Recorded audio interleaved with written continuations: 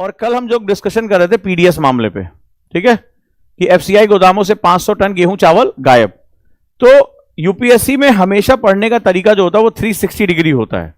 जैसे ये एक न्यूज आ गई तो हम लोग क्या होता है, हम लोग कहते हैं सर करंट अफेयर्स की क्लास चल रही है क्या? तो करंट अफेयर जैसी कोई चीज होती है नहीं होती, इस पर हम देते हैं। तो डायनेमो स्टैटिक क्या होगा, यानी कि डायनेमिक एक सेगमेंट आया है, यूपीएससी से कितने क्वेश्चन हो सकते हैं। तो ये जो है वो बच्ची ने भेजा यहां पे कि 3 मेंस के क्वेश्चन इसने यहां पे बना के भेज दिए कि 2019, 2021, 2022 तीनों क्वेश्चन आए हैं, ठीक है। तो जो कल मैंने डिस्कशन करा था उसी को आज थोड़ा सा हम लोग लिख लेते हैं। तो खबर यह आई कि वहां पर जो है वो भारत ब्रांड योजना को बड़ा झटका लगा है, 500 टन गेहूं चावल गायब हो गए हैं, भ्रष्टाचार बहुत ज्यादा हुआ है। और ये जो सेगमेंट है वो हमारे जो सिलेबस का पार्ट है PDS, targeted PDS, limitation of PDS, उसके साथ जुड़ा हुआ है, टेक्नोलॉजिकल इनोवेशंस। तो चलिए करते हैं। यूपीएससी का क्वेश्चन लिखोगे, 2019 का क्वेश्चन लिखो। What are the reformative step, UPSC mains में आया हुआ है, what are the reformative step taken by the government, what are the reformative step taken by the government to make food grain distribution system more effective. अन्न वितरण तंत्र को, make food grain distribution system more effective, अन्न वितरण तंत्र को ज्यादा प्रभावशाली बनाने के लिए, ज्यादा प्रभावशाली बनाने के लिए, make food grain distribution system more effective, ज्यादा प्रभावशाली बनाने के लिए सरकार के द्वारा कौन कौन से, सरकार के द्वारा कौन कौन से सुधारात्मक कदम लागू किए गए हैं। 2019 का क्वेश्चन है ये, 2019।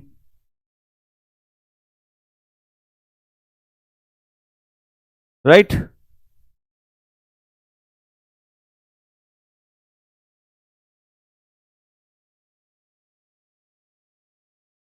अगला क्वेश्चन, फिर ये क्लास थोड़ी और ज्यादा समझ में आएगी। What are the major challenges of public distribution system, लिखो। जन वितरण प्रणाली के प्रमुख चुनौतियां क्या हैं?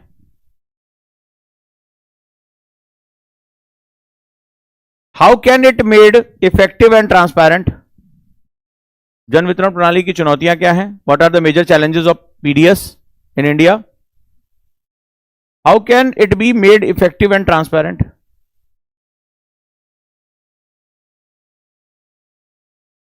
इसे किस प्रकार प्रभावशाली और पारदर्शी बनाया जा सकता है, प्रभावशाली और पारदर्शी बनाया जा सकता है। 2022 का क्वेश्चन है, 2022 मेंस।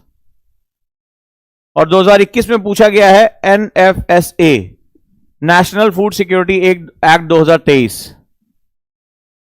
2021 में पूछा गया नेशनल फूड सिक्योरिटी एक्ट 2013, राष्ट्रीय खाद्य सुरक्षा एक्ट 2013 की विशेषताओं का वर्णन करें।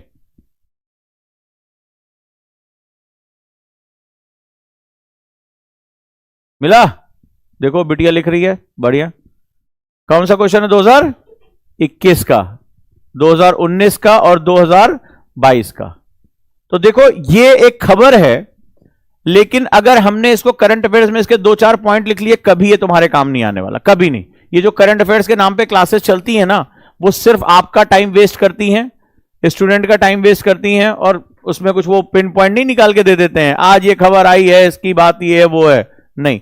अब जरा देखो इसका 360 एनालिसिस कैसे हो सकता है, और इस पे कैसे जो है वो काफी कुछ बड़ा काम हो सकता है। चलें शुरू करें, इसी खबर को हम डिस्कस कर लेते हैं। तो ये तो 3 रिसेंट में आए हुए हैं, यहां से क्वेश्चन आता ही आता है। क्या क्या क्वेश्चन बन सकते हैं, थोड़ा इसके बारे में डिस्कशन करें। चलिए,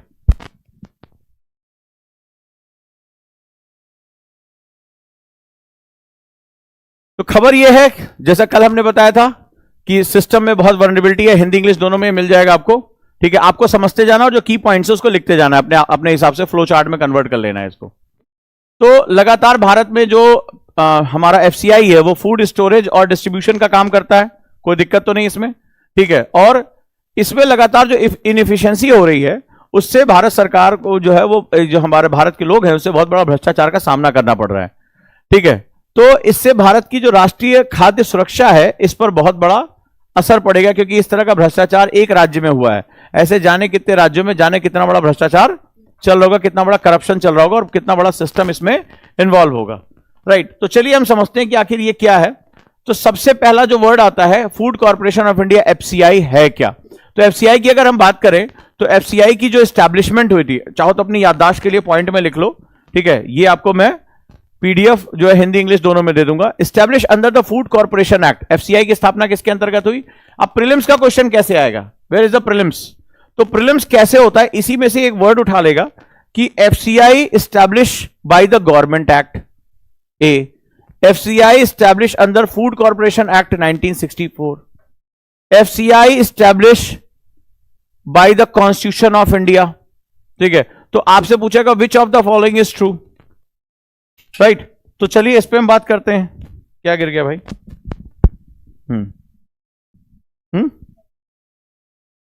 अच्छा, कोई बात नहीं। तो ये किसके अंतर्गत एस्टैब्लिश हुआ? Food corporation act 1964। काम प्रोक्योरमेंट, भंडारण करना, खरीदना, खरीद फरोख्त करना, स्टोरेज भंडारण करना और वितरण करना। ठीक है, ये तीन इसके मुख्य कार्य हैं। ठीक है, साथ ही साथ जो गवर्नमेंट की स्कीम है उसको, उसमें क्या हुआ, अनाज की ये सप्लाई करने का काम करता है। क्लियर है, कोई डाउट इसमें? अब सवाल यह पीडीएस क्या है? जन वितरण प्रणाली यानी पीडीएस किसे कहते हैं? PDS a mechanism where essential commodity, कौन सी कमोडिटीज वो याद रखो, एसेंशियल कमोडिटी, यानी जो ये एसेंशियल कमोडिटी की लिस्ट कौन देता है? गवर्नमेंट तैयार करती है। अगर ये एसेंशियल कमोडिटी है और आप इसकी होर्डिंग करते हैं, यानी अवैध जो आपका कोटा है उससे ज्यादा अगर आपको रखते हैं, तो आपके ऊपर कानूनी कार्रवाई होती है, लीगल एक्शन होता है आपके ऊपर। तो एसेंशियल कमोडिटीज हैं। एसेंशियल कमोडिटीज मतलब व्हीट, राइस एंड केरोसिन, जो भी सरकार तय करती है, किसी चीज को भी सरकार जो है एसेंशियल कमोडिटी के अंतर्गत रख सकती है। आप उसकी होर्डिंग नहीं कर सकते, आप उसको इकट्ठा जमा करके नहीं रख सकते। तो सरकार पीडीएस के अंतर्गत क्या करती है? एसेंशियल कमोडिटीज को सब्सिडाइज रेट पे, यानी सस्ते दाम पे, बाजार भाव से कम दाम पर उसको बेचती है। क्यों? जो लोग मार्केट की प्राइस को देने योग्य नहीं है, उनको क्या करती है सरकार? उस कीमत को खुद वहन कर लेती है और उन्हें सस्ती कीमत पर देती है, ताकि अंत्योदय हो सके। राइट, और यह सरकार किसके माध्यम से देती है? एफपीएस, क्वेश्चन आया हुआ था, फेयर प्राइस शॉप। ये क्या बोलते हैं इसको? हम लोग राशन की दुकानें कहते हैं, बोलते हैं, वो बेसिकली फेयर प्राइस शॉप होती हैं। अलग अलग जगहों पे अलग अलग, जैसे आप जाते होंगे तो सफल डेयरी का नाम सुना होगा, जहां दूध सब्जी आप लेते हैं, तो आपने देखा होगा वहां पर क्या होता है, वो भी एक फेयर प्राइस शॉप ही है, जहां पर गवर्नमेंट के द्वारा तय रेट पर ही आपको फल, सब्जियां और दूध मिलते हैं। राइट, अब ये जो फेयर प्राइस शॉप है वो किस एक्ट के अंतर्गत आता है? National food security act, NFSA 2013, राष्ट्रीय खाद्य सुरक्षा एक्ट 2013 के अंतर्गत। इस घोटाले में एक शब्द आता है fake release order, FRO. FRO क्या है? These false document are illegally created to show authorisation for withdrawal of food grain from government warehouses. ये एफआरओ जो है वो एक इलीगल फॉर्ज, यानी कि नकली जो है वो डॉक्यूमेंट है जिससे सरकार के भंडार गृहों से अनाज को निकाल लिया गया। फर्जी खरीद फरोख्त का ऑर्डर हो गया, टेंडर कंपनी आपस में जो है वो ऑनलाइन बना ली, स्लिप जारी कर दिया। तो ये क्या है? Fake release order. Release order मतलब गवर्नमेंट ही ऑर्डर दे रही कि भाई इतनी खरीदारी हो गई, इसको रिलीज कर दो। तो ये फर्जी डॉक्यूमेंट माना जाता है, फोर्स डॉक्यूमेंट है और इलीगल है। इसका स्टेटस क्या है? इलीगल है। तो कैसे निकाला गया है इसमें? एफआरओ के थ्रू। ठीक है, तो this is illegal false document. ठीक है, ये क्या करता है? ये फर्जी ऑथराइजेशन देख सकता है कि भाई यहां से 500 टन अनाज निकलना है, जाना है, और यहां से वो लोग निकाल के लेके चले गए। अब सवाल है कि एसेंशियल कमोडिटी एक्ट क्या है? बार बार बात आ रही है, बहुत बार चर्चा में, प्रीलिम्स में भी क्वेश्चन आ चुका है। Essential commodity act 1955। ठीक है, तो a law to regulate the production, क्या कितना उत्पादन होगा? तो समाजवादी दृष्टिकोण है ये बेसिकली पूरा पूरा। कितना प्रोडक्शन, कितनी सप्लाई और कैसे डिस्ट्रीब्यूशन होगा, किसका? Essential commodity. एसेंशियल कमोडिटी कौन तय करता है? गवर्नमेंट तय करती है। To prevent hoarding and black marketing. ठीक है, जो उसका जो ब्लैक मार्केटिंग हो रही है, दाम बढ़ाकर बेच देना, होर्डिंग कर लेना, तो इसका काम क्या होता है? एसेंशियल कमोडिटीज एक्ट 1955 का काम होता है regulate the production, supply and distribution. Clear? अब मेंस में जो क्वेश्चन ज्यादातर आते हैं, सबसे पहला, how does this scam impact food security in India?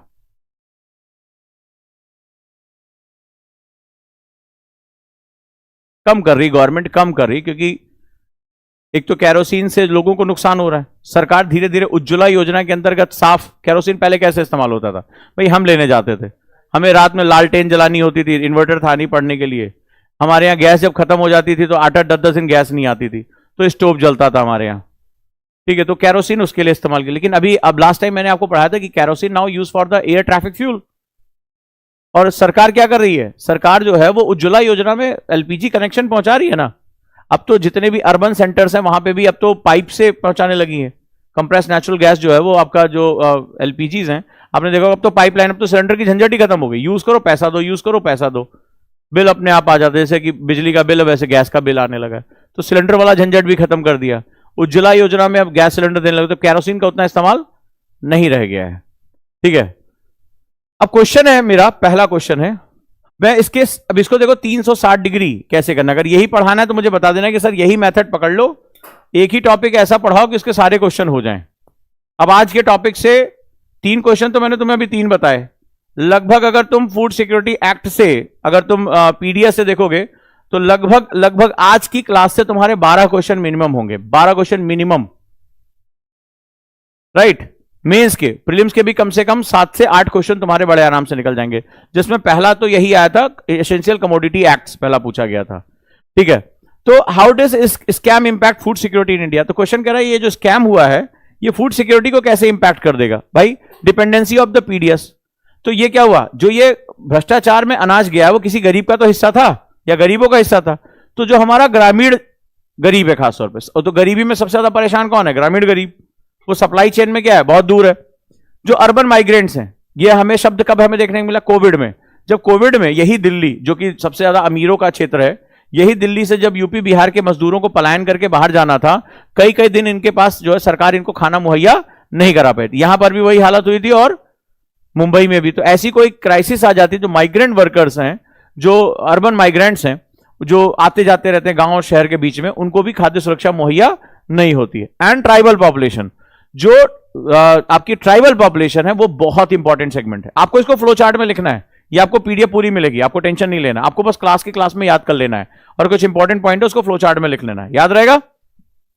तो भाई मेरे ये क्या हुआ, ये जो है, ये जो सब्सिडाइज फूड ग्रेन पर डिपेंडेंट है, हाँ, वो इसमें बहुत परेशान हो जाते हैं। दूसरा, इंक्रीज इनइक्वलिटी, क्या होगा इससे? It seems exacerbate inequality depriving vulnerable groups on their basic needs. तो क्या होगा? इनइक्वलिटी मतलब असमानता। अब ये 500 टन निकाला किसने? ये कोई आम आदमी तो निकाल नहीं रहा, ये कोई बहुत बड़ा, जिसका बहुत बड़ी पकड़ होगी, बहुत पैसे वाला होगा, इस 500 टन अनाज को बेचकर वो बेहिसाब काला धन कमाएगा, तो उसका पैसा क्या हो जाएगा? और बढ़ जाएगा, और पैसा ऐसे लोगों के हाथ में चला जाएगा जो ब्लैक मनी को अर्न कर रहे हैं। तो नतीजा क्या होगा? समाज में इनइक्वलिटी बढ़ जाएगी, असमानता बढ़ जाएगी। तीसरी चीज है इरोजन ऑफ ट्रस्ट। तो जब सरकार जो होती है, सरकार का जो वर्ड होता है वो ट्रस्ट ही होता है। The meaning of the fundamental meaning of the government is trust. तो लोकतंत्र में हम सरकार को चुनते हैं, किसको चुनते हैं? जिस पर हमारा विश्वास होता है। किसको हटा देते हैं? जिस पर हमारा विश्वास खत्म हो जाता है। तो ये जो ट्रस्ट है वो बहुत बड़ा इशू है, बहुत बड़ा जो है फंडामेंटल पैराडाइम शिफ्ट है। तो इरोजन ऑफ ट्रस्ट अगर इस तरीके से बार बार होगा तो क्या होगा? जनता का भरोसा सरकार में और वेलफेयर स्कीम्स में कम हो जाएगा। और लोकतंत्र में जब जनता का भरोसा कम हो जाता है तो लोकतंत्र की ऐसी तैसी हो जाती है, ठीक है। अपनी सरकार में जनता का भरोसा होना बहुत जरूरी है। लोगों को लगना चाहिए कि हमारे उत्थान के लिए सरकार काम कर रही है। तो पहला ये पॉइंट हो गया। दूसरा क्वेश्चन हो जाता है, what societal measures can reduce corruption in the food supply chain? पूछा गया है ना, गवर्नमेंट क्या क्या स्टेप ले सकती है। तो हम क्या कर सकते हैं? सबसे बड़ी बात है, समाज क्या कर सकता है इस तरह के दिक्कत में। सवाल यह है कि भ्रष्टाचार किसने किया? समाज के लोगों ने किया, मिली भगत से। इसका मतलब उन्हें ये बारे में पता नहीं था कि इसको नुकसान किसको किसको हो रहा है, या वो इस बात से कोई उनको फर्क नहीं पड़ता। तो पहला कहते हैं कम्युनिटी इन्वॉल्वमेंट, ठीक है। जैसे ग्राम सभा और social audits can ensure proper delivery of food grains. तो ग्राम सभा बहुत इंपॉर्टेंट कॉन्सेप्ट है। तो ग्राम सभा और जो सोशल ऑडिट है, यानी समाज के प्रबुद्ध लोग आगे जाएं और वो खुद ऑडिट करेंगे, हाँ जो सही हो रहा है वो सही हो रहा है कि नहीं हो रहा है, ठीक है, सामान बच्चों तक पहुंच रहा है, जो है गरीबों तक पहुंच रहा है कि नहीं पहुंच रहा है, राशन की दुकानों में सामान जा रहा है कि नहीं जा रहा है, ये हो सकता है। दूसरा, बेनिफिशियरी अवेयरनेस, कई बार क्लास में मैंने बताया, जिसको लाभ मिला उसको पता ही नहीं बेचारे को कि उसको बेसिकली प्रॉफिट हो किस लिए रहा है। Educating citizen about their entitlement under NFSA could prevent manipulation, कि जो नेशनल फूड सिक्योरिटी एक्ट में उनको लाभ मिला है उसको बताया तो तुम्हें ये लाभ मिला है। तो कई बार मैंने बताया था ना कि जिसके लिए ये प्रोग्राम है उसको पता ही नहीं है कि ये प्रोग्राम है किसके लिए, इस प्रोग्राम से उन्हें कितना फायदा होने जा रहा है। क्या इस खबर का कोई पॉलिटिकल डायमेंशन भी हो सकता है? Yes of course. क्वेश्चन हो सकता है कि what governance loophole allowed this scam to occur, right, ये बहुत इंपॉर्टेंट है कि गवर्नेंस लूप होल, गवर्नेंस मतलब जो ये अधिकारी हैं, ये जो तंत्र है, कैसे इतना बड़ा स्कैम अलाउ किया। तो अब इसका जवाब क्या हो सकता है? Poor accountability. इसका मतलब है उनकी जो है जिम्मेदारी वो तय नहीं है, राइट। तो weak internal monitoring with FCI enables fraudulent activities like FRO. तो ये फर्जी हमने एफआरओ जारी कर दिया, इसका मतलब है एफसीआई के अंदर जो है वो इंटरनल मॉनिटरिंग नहीं है, पारदर्शिता नहीं, और ज्यादातर सरकारी तंत्र में देखा जाता है पारदर्शिता नहीं होती है। Lack of oversights, inadequate supervision of private contractors, क्या सरकार प्राइवेट किसी बॉडी से ऑडिट करा सकती है? बर्दाश्त ही नहीं करते इसको। ऑडिट भी ऐसे लोगों को ठेका देंगे जो उनके पक्ष में बात करें। तो प्राइवेट ऑडिट, देखो इसमें पॉइंट्स बहुत अच्छे अच्छे मिल रहे हैं, ये क्वेश्चन बार बार आते हैं। अभी जैसे करप्शन हुआ, इसी पर फिर क्वेश्चन आ जाएगा कि एफडीए जो क्या नाम है, पीडीएस में करप्शन को रोकने के लिए आप क्या क्या उपाय सुझा सकते हैं। तो आप एक एक उपाय देखते जाइए। तो हम प्राइवेट कॉन्ट्रैक्टर्स को देकर जो है क्या कर सकते हैं, और जो है जितने भी सेगमेंट है सुपरविजन कर सकते हैं। बीच में कुछ लोग ऐसे आ रहे हैं जो दिक्कतें कर सकते हैं, जैसे कुछ ऐसे मिडिल मैन, बिचौलिए हैं जो दोनों तरफ खा रहे हैं, यहां भी बाजार में भी और सरकारी अधिकारियों को भी लालच देते रहते हैं। तो गवर्नमेंट के ऑडिट सिस्टम होते हैं, इंक्वायरी सिस्टम होता है, तो वो चीजें हमें बहुत मजबूत करनी है। अगला है सेंटर स्टेट कोऑर्डिनेशन, केंद्र राज्य के बीच में कोऑर्डिनेशन अच्छा होना चाहिए, क्योंकि ये वितरण जो पीडीएस वितरण है वो तो जा रहा है राज्यों के पास, तो इसको भेज रहा है कौन? केंद्र। तो कोऑर्डिनेशन बहुत जरूरी है। तो overlapping responsibility between central and state government in food distribution led to mismanagement. तो ये माना जाता है कि जो मिसमैनेजमेंट हो रहा है वो केंद्र और राज्य के बीच में ये नहीं तय हो रहा है जिम्मेदारी है किसकी, हु विल ओवरसी व्हाट, कौन क्या देखेगा, ये किसी को पता ही नहीं है चलता है। तो उसमें क्या हो, जब वहां पर जब जिम्मेदारी तय नहीं होती तो उसमें बीच में करप्शन होता ही होता है, right. How can politics will drive reform in FCI, क्या एफसीआई में रिफॉर्म संभव है? हो सकता है, डिजिटल रिफॉर्म। यस, पहला रिफॉर्म क्या होगा? Digital reform. तो सबसे बढ़िया है, ये आपका क्वेश्चन है, प्रीलिम्स का भी क्वेश्चन है और मेंस का भी, डायरेक्ट बेनिफिट ट्रांसफर।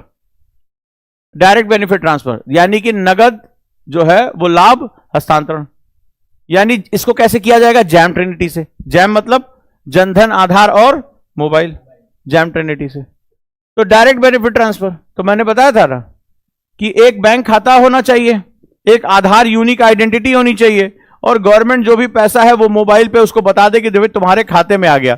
तो सरकार का जो जैम ट्रिनिटी है ये इसका बहुत अच्छा सॉल्यूशन निकल कर आया डिजिटल रिफॉर्म से। तो मैं इसके बारे में पहले भी डिस्कशन कर चुका हूं, जैम ट्रिनिटी के बारे में, ज्यादा इसमें बताने की जरूरत नहीं है। तो इससे क्या होगा? डायरेक्ट बेनिफिट ट्रांसफर, ये मेंस में कितनी बार आ चुका है? डीबीटी 3 बार आ चुका है ये। तो आपको ये, और जैम ट्रिनिटी भी आ चुका है, जैम के नाम से भी क्वेश्चन पूछा है। तो इसके माध्यम से क्या होगा? डायरेक्टली उसके खाते में पैसा आ जाएगा। ये पर्पस क्यों? क्योंकि ये जो भ्रष्टाचार हो रहा है वो बेसिकली इसलिए हो रहा है कि there is a gap between the subsidise food grain, यानी सरकार जो खरीद के सस्ते में बेच रही है, और जो मार्केट में उसका दाम है।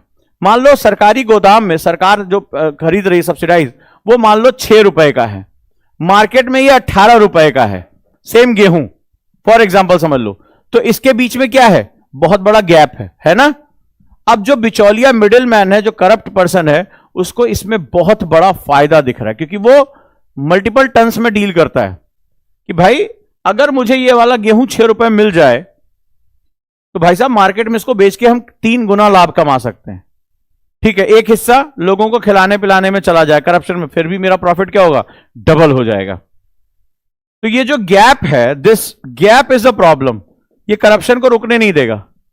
तो सरकार ने कहा एक काम करते हैं, 18 रुपए का तुम्हें गेहूं खरीदना है ना, तुम जाके 18 रुपए का गेहूं खरीद लो, 18 रुपीज का खरीद लो। हम तुम्हें क्या करेंगे, तुम्हें हम 12 रुपए तुम्हारे अकाउंट में डाल दे रहे हैं, बात वही हो गई। और तुम्हारे अकाउंट में हम पैसा डालेंगे जनधन, आधार और मोबाइल के हिसाब से। तुम्हारा एक अकाउंट होगा आधार, तुम्हारा जनधन खाता खुलवा देते हैं, गरीब आदमी का खाता खुलवा दिया, खाते को केवाईसी करा दिया, नो योर कस्टमर, यानी उसका बायोमेट्रिक कर दिया, आधार कार्ड से जोड़ दिया, मोबाइल नंबर डलवा दिया, बोला हम तुम्हारे यहां सूचना दिलवा दे रहे, जो भी एक मोबाइल नंबर अपना, पड़ोसी का, किसी का भी डाल दो। आज तो मोबाइल भारत में सभी के पास हो गया है। बोले सूचना आ जाएगी तुम्हारे पास कि तुम्हारा अनाज आ गया, तुम्हारे खाते में पैसा आ गया। तो वो खर्च करेगा 18 रुपए और 12 रुपए उसके खाते में क्या हो जाएंगे, वापस आ जाएंगे। तो उससे क्या हुआ, उसको सब्सिडाइज रेट पर ही सामान मिला, लेकिन अब वो बाजार से खरीद रहा है। तो इससे क्या होगा, जो बिचौलिया होगा वो हतोत्साहित हो जाएगा, भाई जब कोई यहां पे ले नहीं रहा, सरकार कह रही बाजार से खरीदो, तो हम बाजार पे ही अपना काम करते हैं। तो खैर गवर्नमेंट ने कहा है कि इससे उसको बहुत ज्यादा प्रॉफिट हुआ है। चलिए नेक्स्ट चलते हैं। जीरो टॉलरेंस पॉलिसी, सरकार को क्या करना पड़ेगा, जीरो टॉलरेंस पॉलिसी, बर्दाश्त ही नहीं करना, जो भ्रष्टाचारी है वो है, ठीक है। Immediate action and high penalties for corrupt can deter similar incident. तो इस मामले में हम थोड़ा सा पीछे हैं, क्योंकि हमारा जो लॉ है, हमारे जो कानून है, वो बहुत ही ज्यादा पेचीदा है, बहुत ज्यादा पेचीदा है, एविडेंसेस ही नहीं मिलते हैं। एफसीआई में कुछ साल पहले एक बहुत बड़ी प्रॉब्लम थी, अगर 10% के नीचे अनाज सड़ जाए, 10% के ऊपर सड़ जाए, तो आपके ऊपर, आप जो अधिकारी हैं उसके ऊपर कार्रवाई होगी, जितने ऑफिसर्स हैं उनके ऊपर एक्शन होगा। लेकिन अगर 9.99% भी अनाज सड़ गया है तो आपके ऊपर कोई भी एक्शन नहीं होगा, सड़ता ही नहीं था। और वो क्या होता, बैकडोर से उसको सेल ऑफ कर दिया जाता था कंपनीज को, जो तुम्हें आटा खिलाती हैं, ठीक है। तो ये बहुत बड़ा एक कनेक्शन है। तो गवर्नमेंट को जीरो टॉलरेंस पॉलिसी पे जाना पड़ेगा। Policy reform, introduce a stronger version of the Lokpal act. What is the Lokpal act, question है ये भाई, 2013 मेंस का क्वेश्चन है। लोकपाल एक्ट, देखो किसी किसी को याद आ रहा है आजकल PYQs। सो लोकपाल एक्ट, हमारे दिल्ली के मुख्यमंत्री ने भी कहा था कि हम लाएंगे, लाए नहीं, ठीक है। इसको अंबड्समेंट एक्ट भी कहते हैं, लोकपाल एक्ट। एक लोकपाल होगा, एक स्वतंत्र जांच प्रणाली इसमें स्थापित की जाएगी बियॉन्ड द कोर्ट्स, और उसके बाद जुडिशियल पावर्स भी होगी। हालांकि ये बिल्ली के गले में घंटी बांधे कौन, क्योंकि ये नेताओं की भी जांच कर सकते थे। तो फिर क्या हुआ, इसको सिर्फ जनता से वोट लेने के लिए इस्तेमाल किया कि हमारी गवर्नमेंट बना दो, हम आएंगे तो लोकपाल एक्ट पास कराएंगे। किसी पार्टी ने पास नहीं कराया कि वही है बिल्ली के गले में घंटी बांधेगा कौन, ठीक है। हाँ, तो सारे नेता, फिर तो पता हमारी संसद खाली हो जाती, फिर तो बड़ी टेंशन हो गई थी। संसद का कौन बैठता संसद में, सब तो जेल से संसद चलती। तो ये जो है वो तामझाम करके लोकपाल एक्ट, तो लिखो लोकपाल एक्ट क्या है, ठीक है। लोकायुक्त बनाने की एक पोस्ट बनाई जाती है, अंबड्समैन। तो एंटी करप्शन ड्राइव जो है वो पब्लिक सर्विस में बहुत बढ़ जाती। प्रॉब्लम वही थी कि हमारी जो है वो विधानसभा, संसद सब खाली हो जाती। Next one, economic dimension. आखिर इस खबर का आर्थिक परिप्रेक्ष्य क्या हो सकता है, जरा इसके बारे में हम बात करते हैं। क्लियर है यहां तक? What are the economic consequences of such scam. इस तरह के स्कैम का आर्थिक पक्ष क्या हो सकता है। तुम्हें बताना कि इसमें से कितने क्वेश्चन प्रोबेबिलिटी है, अगर इस तरह से पढ़ा जाए तो क्वेश्चन फंस जाएंगे मेंस में और प्रीलिम्स में। ये आपसे मुझे 10 में कितने मार्क्स आप मुझे दोगे, मुझे लास्ट में बता देना, ठीक है। मेहनत करते हैं, आगे चलते हैं।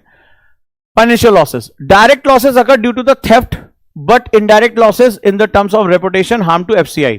तो पहला जो है वित्तीय हानि होगा कि भाई 500 करोड़ रुपए का तो पहले सीधे सीधे चपत लग गई, ठीक है, डायरेक्ट लॉसेस हो गए। लेकिन दूसरा क्या हुआ, जब किसी की रेपुटेशन खराब हो जाती है तो उससे उभरना बहुत मुश्किल होता है। तो यह माना जाता है कि सारे लोग भ्रष्ट हैं और यह संस्था भी पूरी तरह से भ्रष्ट है, तो रेपुटेशन लॉस होगा। दूसरा, सब्सिडी वेस्टेज। ये जो सब्सिडी गवर्नमेंट दे रही है, ये टैक्स पेयर के पैसे तो दे रही है, मिडिल क्लास तो बेचारा कंगाल हो गया, यही पैसा दे रहा है, टैक्स पे कर रहा है, तो टैक्स पेयर के पैसे से सब्सिडी दी जा रही है।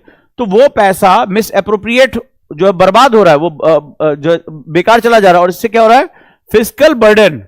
सरकार वो पैसा खर्च भी कर रही है, टैक्स पेयर से वो ले भी ले रही है और लाभार्थी को लाभ भी नहीं पहुंच रहा है। इससे क्या हो रहा है, इससे हमारा राजकोषीय जो उत्तरदायित्व है, जो बोझ है, वो बढ़ता चला जा रहा है। और ये लीकेज ही भारत में डे वन से बहुत बड़ी समस्या थी। राजीव गांधी ने कहा था ना संसद में खड़े होके, कहा तो था, समाधान नहीं दिया था कि जब भी 1 रुपया केंद्र से चलता है, बड़ा फेमस स्टेटमेंट है, तो गरीबों तक आखिरी तक 15 पैसे पहुंचता है। और लोगों ने खूब तालियां बजाई, नेताओं ने खूब तालियां बजाई। किसी ने क्वेश्चन पूछा कि भैया गवर्नमेंट आपकी है, 85 जाता कहां है, और 85 रोकोगे कैसे? और लोगों ने तालियां बजाई। लोग इसको कोट करते, राजीव गांधी ने ऐसा कहा था। अबे 15 पहुंचता ही है तो ठीक है, लेकिन 85 कहां जा रहा है इसके बारे में कभी तुमने सोचा? वो किसकी जेब में जा रहा है? वो भी तो कहीं पहुंच रहा है। Energy and matter neither be created not be destroyed. इस पर किसी ने बात ही नहीं की, किसी ने इसके बारे में बात नहीं की। हाँ जी, अगला है इंपैक्ट ऑन इन्फ्लेशन। बहुत इंपॉर्टेंट पॉइंट है। जब भी इस तरह का भ्रष्टाचार बढ़ेगा, याद रखिएगा महंगाई बढ़ जाएगी। ठीक है, इन्फ्लेशन पर, क्योंकि होर्डिंग होगी, फ्रॉड होंगे, प्राइसेस इन्फ्लेट किए जाएंगे, महंगाई जबरदस्ती बढ़ाई जाएगी सामान चुरा के। ठीक है, और इससे क्या होगा, जो लोअर इनकम ग्रुप है और मिडिल क्लास ग्रुप है, जिसको तुरंत राहत नहीं मिलती, वो बहुत ज्यादा परेशान हो जाएगा। सो इन्फ्लेशन का पॉइंट बहुत अच्छा है। भ्रष्टाचार क्या करता है? इन्फ्लेशन को बढ़ावा देता है, याद रखिएगा। क्लियर है? How can privatisation of warehousing, बात हुई थी। हेल्प इन फ्रॉड प्रिवेंशन, तो मैंने साइलोज के बारे में बात किया था। आज सबसे ज्यादा अडानी के पास साइलोज हैं, तो गवर्नमेंट एफसीआई को अब नहीं दे रही, अब नहीं कोई गोदाम ही नया नहीं बना रही है, उठा के प्राइवेट कंपनीज को दे रही है। और ये जरूरी भी है यार, जरूरी भी है। गवर्नमेंट को जो काम करना चाहिए वो एजुकेशन और हेल्थ पे करना चाहिए, इंफ्रास्ट्रक्चर पे करना चाहिए। बाकी लोगों को जो करना है वो करने दें, और वो इफिशिएंटली काम कर रहे हैं, इफिशिएंटली काम कर रहे हैं। जो पार्टी जो है नेशनल पार्टी, अडानी को भर भर के गाली देती है। जहां जहां उनकी गवर्नमेंट है, सबसे बड़े बड़े साइलोज उसी कंपनी के हैं।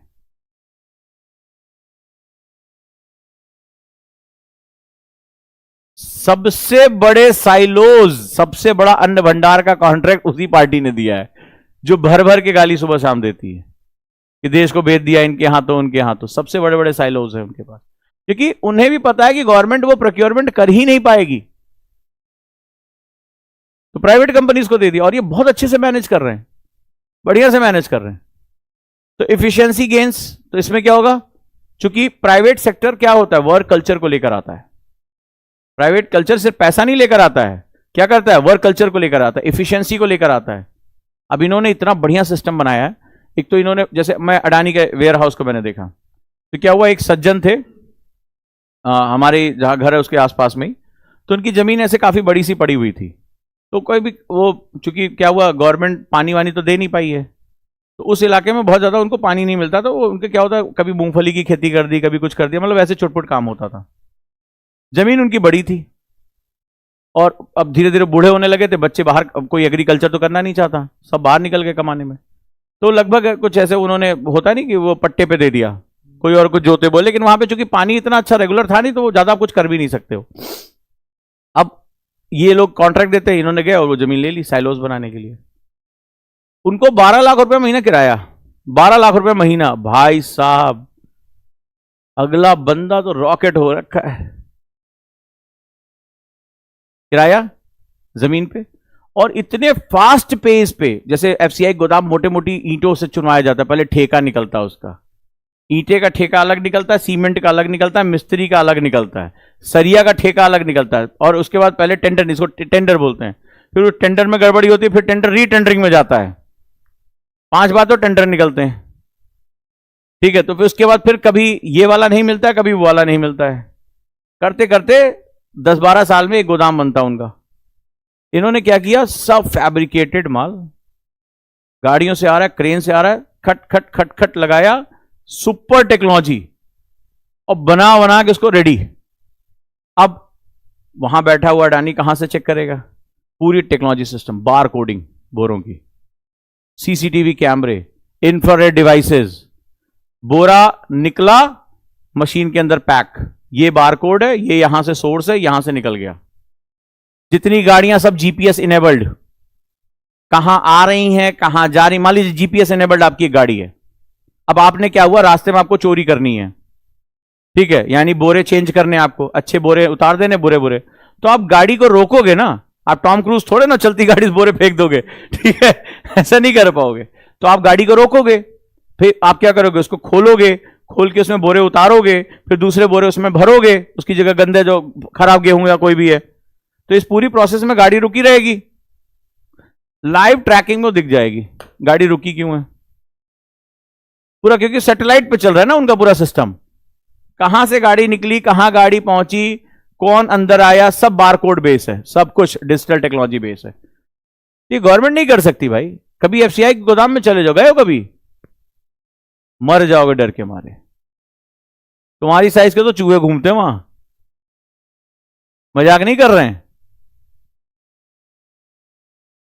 और जो उसमें पीछे का गेहूं सड़ता है ना, और उसकी जो स्मेल होती है ना, मजा ही दे देती है। ठीक है, नाक के बाल तुम्हारे जल जाएं। ये हालत है। चलो नेक्स्ट वन, टेक्नोलॉजी इंटीग्रेशन।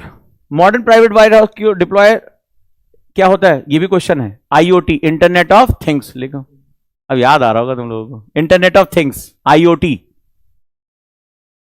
भाई मुझे लास्ट में बताना ये मेथड कितना कामगार है, मैं सुनना चाहता हूं।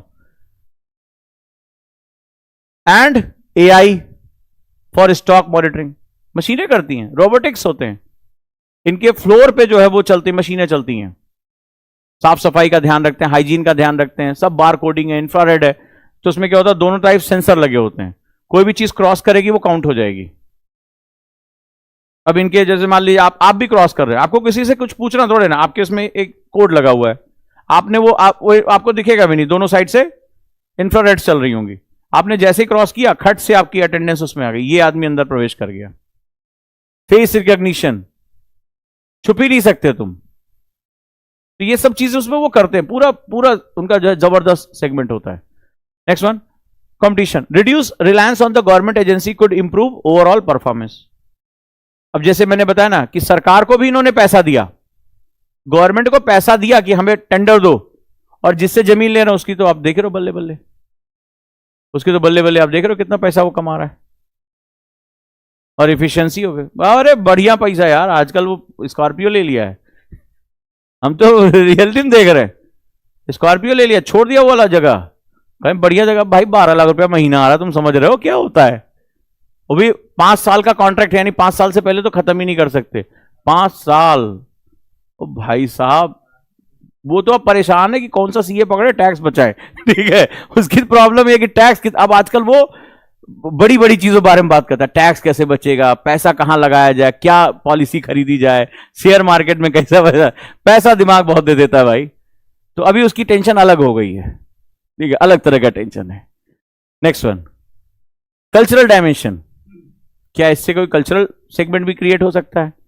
How does this scam challenge the ethical values? GS paper 4 वादा किया था ना, पढ़ाऊंगा। तो भ्रष्टाचार के एथिक्स के आते हैं क्वेश्चन। तो अगर इस तरह का स्कैम होगा तो ethical values embedded in the Indian society. भाई ये भ्रष्टाचार किया किसने? वो जिनको भारत के संविधान की शपथ दिलाई गई थी, जो सरकारी अधिकारी थे। तो समाज क्या होता है, सिर्फ कानूनों से नहीं चलता है। जीएस पेपर 4 हमें क्या बताता है? जीएस पेपर 4 बताता है कि केवल कानूनों से नहीं चलता है, यह चलता है एथिकल वैल्यूज से, मोरालिटी से। इसीलिए जीएस पेपर 4 पढ़ा जाता है। क्या ये न्यूज जीएस पेपर 4 में आ सकती है? आ सकती है, ठीक है। Violation of public trust. तो जब कोई राज्य चलता है, जब कोई स्टेट रन करता है, तो public trust is one of the most. क्यों आप किसी को वोट दे रहे हो? आप पूरे देश की सत्ता उसको सौंप रहे हो, सारे संसाधन सौंप रहे हो। क्या चीज है? ट्रस्ट। ट्रस्ट। आप अपने घरों में सो जाते हो चुपचाप, क्या है कि आपको पता there is a agency name police. Trust है आपका कि अगर कोई बात होगी तो देयर इज सम। आप अपने घरों में सो रहे हो, आपको पता है कि दुश्मन आपके बॉर्डर के अंदर प्रवेश नहीं करेगा, क्योंकि रात में कोई जाग रहा है बॉर्डर पे, आपकी आर्मी। That is trust. तो सोसाइटी रन्स ऑन ट्रस्ट कि अगर कुछ गलत हुआ तो देयर आर एजेंसीज, हमें पता है कि हमारा कोर्ट है जो हमें ये बात करेगा। सो ये जो ट्रस्ट है ये बड़ा म्यूचुअल होता है, ये कोई इसका कोई गठबंधन नहीं बना होता है। तो जब इस तरह के एक्ट होंगे तो क्या होगा, ये जो हमारी सेगमेंट्स है, हमारी जो सोसाइटी का जो ट्रस्ट वैल्यू है, जो एथिकल मोरालिटी है, वो क्या हो जाएगी? डाउन हो जाएगी। और हम अगर अपनी एजेंसीज में ट्रस्ट नहीं करेंगे तो हम कभी इंहांसमेंट कर ही नहीं पाएंगे। Food at a scarce resource. In India tradition wasting और misusing food is considered immoral. Bharat वो देश है जो अपने अन्न की पूजा करता है, अन्न हमारे यहां देवता है। तो इस तरह से अन्न की बर्बादी क्या होगी? हमारी मोरल वैल्यूज के खिलाफ है, हमारी सांस्कृतिक वैल्यू के खिलाफ है, right. Can traditional system like community grain bank replace PDS? अब अगर तुमसे सॉल्यूशन पूछा जाए, अब इसको हिस्ट्री बेस पूछ लिया जाए, तो हम जब हड़प्पा पढ़ते हैं तो हड़प्पा में हम सबसे बड़ा किस स्ट्रक्चर के बारे में बड़ा बखान करते हैं? अन्नागार, ग्रेनरी। और वो बहुत बड़ी ग्रेनरी पाई गई थी, सबको ये बात पता है। और ये क्वेश्चन तुम्हें याद होगा कि आज से कुछ साल पहले पूछा था कि जिस देश में हड़प्पा जैसा प्लांट अर्बनाइजेशन था, वहां आज हमारे शहर इतने प्रदूषित क्यों हैं? स्मार्ट सिटी परियोजना में इसका सॉल्यूशन कैसे है? याद है किसी को क्वेश्चन मेंस का? तो क्यों ये क्वेश्चन दोबारा नहीं पूछा जा सकता कि हमारे देश में अन्न का भ्रष्टाचार हो रहा है, हम कहां से सीख सकते हैं? तो अगर आपको याद होगा कि ग्रेनरी हमारा सबसे, तो ग्रेनरी का मतलब क्या था कि कम्युनल, यानी वो सभी लोग जिसको जरूरत थी वहां से वो निकाल सकते थे। तो वहां पर आपने देखा कि जो हमारा अर्बन स्ट्रक्चर था, एक बाथ, ग्रेट बाथ पाया गया, महान स्नानागार, और एक ग्रेनरी पाई गई। क्लियर था? तो क्या हम अन्न को एक सामुदायिक विषय बना सकते हैं, कम्युनिटी सब्जेक्ट बना सकते हैं? और मैंने तुमसे पहले भी कहा था, भारत जैसे देशों में जहां पर इतनी बड़ी आबादी है, वहां पर कम्युनिटी डेवलपमेंट बहुत इंपॉर्टेंट है। कई बार आप लोगों ने मेरे मुंह से सुना होगा, और भारत इसमें बहुत बुरी तरीके से फेल हो गया। कॉर्नवालिस ने जो सबसे बड़ा काम किया था, जिसने भारत को बहुत बड़ी चोट मारी थी मैकाले के बाद, मैं मानता हूं कॉर्नवालिस ने भारत को बहुत चोट पहुंचाई थी। तो जो उसने जमीन को खरीदने बेचने की चीज बनाई जमींदारी प्रथा में, उससे पहले गांव में जो जमीन थी ना, वो जो है वो खरीद बेच नहीं सकते थे, उसको मां का दर्जा मिला हुआ था। उसने जो पूरा जुडिशियल सिस्टम और जिसने पूरा जो इकोनॉमिक सिस्टम चेंज किया, उससे हमारी जो पूरा समाज था ना, वो बर्बाद हो गया। हमारा कम्युनिटी जो डेवलपमेंट था वो बर्बाद हो गया। बाकी जो बचा कुचा था वो भारत सरकार ने पूरा कर ही दिया आजादी के बाद। तो क्या हो सकता है? क्या हम इसको कम्युनिटी ग्रेन बैंक बना सकते हैं, सामुदायिक, कि भाई जिसको जरूरत हो लेकर जाए? यस, कर सकते हैं। एडवांटेज क्या है? Grain bank rooted in the local trust can reduce dependence on the centralise structure, कि आपस में जैसे, और ऐसा नहीं बनाया नहीं सरकार ने, गांव में एक सहकारी समितियां बनाई, कोऑपरेटिव सोसाइटीज बनाया सरकार ने। भाई साहब, आगे चलकर वही कोऑपरेटिव सोसाइटीज गांव में भ्रष्टाचार का सबसे बड़ा रीजन बन गई।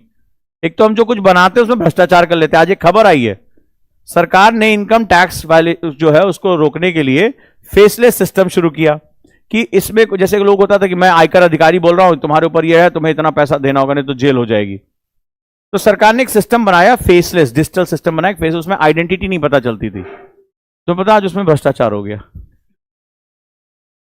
कुछ सीए, कुछ अधिकारी और कुछ बैंक के अधिकारियों ने मिलकर उस सिस्टम में ही जिसको बनाया था करप्शन रोकने के लिए, उस सिस्टम में ही सेंधमारी करके उसको करप्ट कर दिया। आज सीबीआई छापा पड़ा है, कई लोग पकड़े गए। जिसको सरकार ने कहा था कि ये करप्शन को कम करने के लिए बनाया गया था, वो भी अपने आप को नहीं बचा पाया। तो ये देश बड़ा अद्भुत है। ठीक है, तो हम ये बना सकते हैं। चैलेंज क्या है? They require strong community cohesion and logistic support. तो भाई भारत में जो है कम्युनिटी डेवलप, अब भारत में जब धर्म, जाति, छूत, भेदभाव, इन सब के नाम से अगर हम बंटवारा करेंगे तो फिर कम्युनिटी डेवलपमेंट नहीं हो पाएगा, कभी नहीं हो पाएगा। हम फलाना जाति के हाथ से छू के कैसे खाएं, हो गया, बात वहीं खत्म हो गया कम्युनिटी डेवलपमेंट प्रोग्राम तुम्हारा। तो ये एक बहुत बड़ा कंसर्न है, स्पेशली ग्रामीण क्षेत्र में। चलिए, क्या कोई लीगल डायमेंशन है इसमें? हाँ जी। हम्म।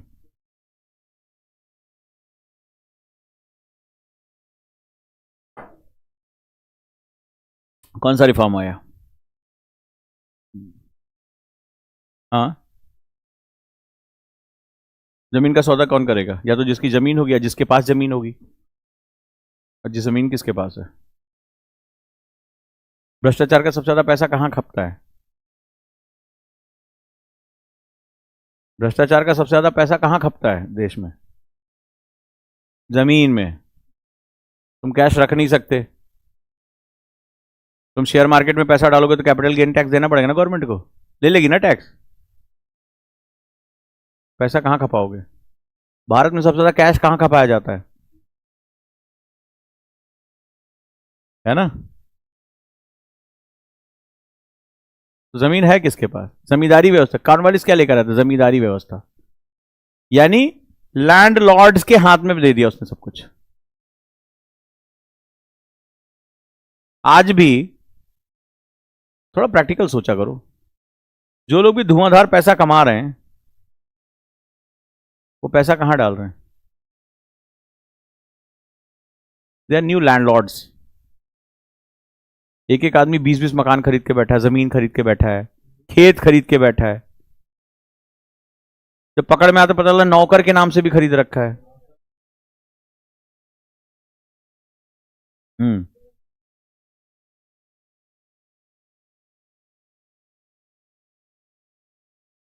हम्म।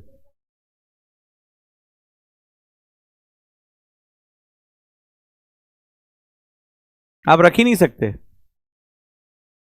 तो दे आर न्यू लैंडलॉर्ड्स। अगर जमीन में खरीदता बेचता ही नहीं, मेरे पास पावर ही नहीं होती, तो मैं ये पैसा खपा पाता?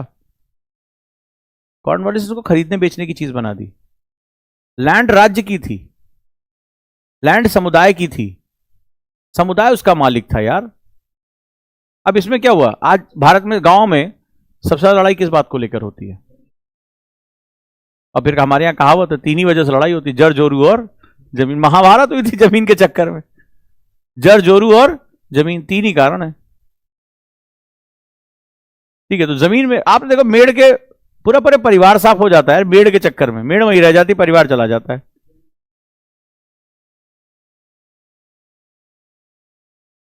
पैसा, जोरू बताने की जरूरत नहीं है, आज बायोग्राफी में पढ़ाया तुम्हें। ठीक है, और जमीन यही है। ठीक है, 3 ही जो है कारण होते हैं। चलिए नेक्स्ट वन, लीगल कोई चीज है, डायमेंशन? हाँ है, देख लेते हैं। What are the existing legal provision to address such fraud? क्या भारत में ऐसा कोई कानून है? यस, पहला है Indian penal code IPC 1807, 1860, Cornwallis का दिया हुआ। ठीक है, आ जाओ, जिसका नाम लिए थे आ गया, जहां जमीन वहां कॉर्नवालिस। ठीक है, section related to the cheating, section 420। ठीक है, 420 ही होता है ना, बोलते हैं 420, 420 यहीं से आती, सेक्शन 420 है ये ओरिजिनल। हाँ, तुम्हें नहीं पता था? बोले 420 इंसान है लग रहा है, तो ये जो है चीटिंग का केस है, तो ये सेक्शन 420 है, याद रखना। तो आईपीसी 1860, अब न्यायिक हमारा जो है भारतीय दंड संहिता, जिसको अब हम लोग कहने लगे, कहे नाम कुछ भी कर ले लेकिन है वही हम। आईपीसी सेक्शन 420 एंड फ्रॉजरी सेक्शन 468, ये इस तरह के किसी भी अगर जो पब्लिक से जुड़ी हुई कोई भी चीज की अगर आप चीटिंग करते हो, हम आज न्याय देते हैं 1860 के कानून पे। तुम आगे समझ लो कानून किसके अंदर, उसमें क्या कहेगा, पढ़ो तो कभी उसको। दूसरा, प्रिवेंशन ऑफ करप्शन एक्ट 1988। ठीक है, यानी प्रिवेंशन ऑफ करप्शन एक्ट, भ्रष्टाचार उन्मूलन कानून, भ्रष्टाचार उन्मूलन कानून 1988। पनिशेस पब्लिक ऑफिशियल, किसको याद रखना, किसको? पब्लिक ऑफिशियल्स, जो लोक सेवक हैं, उनको क्या करेगा? कोई भी फ्रॉडलेंट एक्टिविटी, कोई धोखेधड़ी की एक्टिविटी है उसमें, उसको सजा देगा। फिर नेशनल फूड सिक्योरिटी एक्ट 2013 क्या कहता है? Provide legal entitlement to subsidise food grains, its violation affects good rights, food rights. ठीक है, तो ये क्या करता है, जो आपको सस्ता अनाज मिल रहा है ना, उसको इसने क्या कर दिया, उसको इसने इनटाइटल, लीगल इनटाइटल दे दिया कि अगर आपके गरीब का अन्न अगर कोई चुराएगा तो उसके ऊपर कानूनी कार्रवाई होगी ही होगी। ये बहुत लोगों को शायद नहीं पता कि एनएफएसए में लीगल प्रोविजंस इन्वॉल्व हैं। उनको लगता था कि केवल जो है 5 किलो अनाज देना ही नेशनल फूड सिक्योरिटी एक्ट है। लोग इसको याद रखते हैं कि सेंट्रलाइज स्कीम है या जो है वो स्टेट की स्कीम है, इसमें कितना किलो गेहूं मिलेगा। पर याद रखना, एनएफएसए 2013 आपको जो सब्सिडाइज अनाज है, किस आधार पर? कि भोजन जो है वो आपका अधिकार है, राइट टू फूड, लिख लेना इसको, भोजन का अधिकार, राइट टू फूड के अंतर्गत ये आपको लीगल एंटाइटलमेंट में जो है वो डालता है। और 2021 का क्वेश्चन है ये, 22 का। ठीक है, 2021 का क्वेश्चन है, बहुत पॉसिबिलिटी है टपक जाए फिर से। तो ये वाली लाइन याद रख लेना कि राइट टू फूड यानी भोजन के अधिकार के अंतर्गत ये क्या करता है, अगर सब्सिडाइज फूड चुराया जाता है, मिसयूज किया जाता है, तो क्या होगा, उसको लीगल एंटाइटलमेंट दे देता है। याद रहेगा। How can legal reforms strengthen accountability in FCI? तो लीगल रिफॉर्म्स हम एफसीआई को मजबूत करने के लिए क्या कर सकते हैं? पहला, डेडिकेटेड ट्राइब्यूनल्स। ट्राइब्यूनल्स क्या होते हैं? न्यायाधिकरण, तेजी से सुनवाई करने के लिए, फास्ट ट्रैक कोर्ट्स। ठीक है, that is known as fast track courts for PDS related offences. हमारे यहां ऐसी कोई व्यवस्था भी नहीं है। हमारे यहां बहुत अधिक मरते मरते जब हमारे यहां निर्भया कांड हुआ, तब हमने जो है वो जो सेक्सुअल हैरेसमेंट के विक्टिम्स हैं उनके लिए फास्ट ट्रैक कोर्ट्स बनाए। तो त्वरित सुनवाई के लिए, जिसमें तारीख पे तारीख का कॉन्सेप्ट ना हो, ये भी कॉर्नवालिस ने दिया था। ठीक है, तो यहां पर फास्ट ट्रैक कोर्ट बना लो, जो अगर गरीब आदमी को अन्न नहीं मिला तो जाके सुनवाई करे। हालांकि भारत में सपना दिखाई पड़ता है, केवल सुझाव है। जहां पर सुनवाई होनी वहां तो 4-4 करोड़ रुपए, 4-4 करोड़ केसेस पेंडिंग पड़े हैं। Next one, digital forensics. अभी आपको पता होगा कि भारत सरकार ने एक बहुत बड़ा इसमें सुधार किया, बताएं। भारतीय न्यायिक दंड संहिता के अलावा और कौन सा हमने जो है वो कानून बनाया है? 3 जगह चेंजेस हुए हैं। मोरा डंडा मोरा डंडा,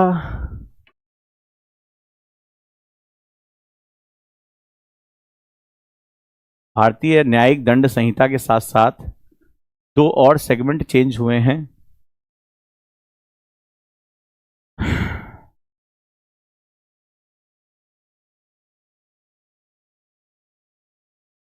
वो तो ऐसे देख रहे थे, ब्लैक होल देख रहा हूं। अबे उत्कर्ष, क्या हुआ?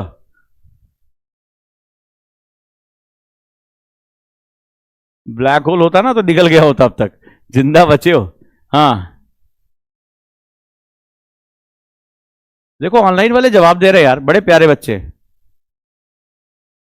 यस, BNSS, भारतीय न्यायिक साक्ष्य संहिता, फॉरेंसिक कलेक्शन। आरुषि तलवार के केस में क्या हुआ था?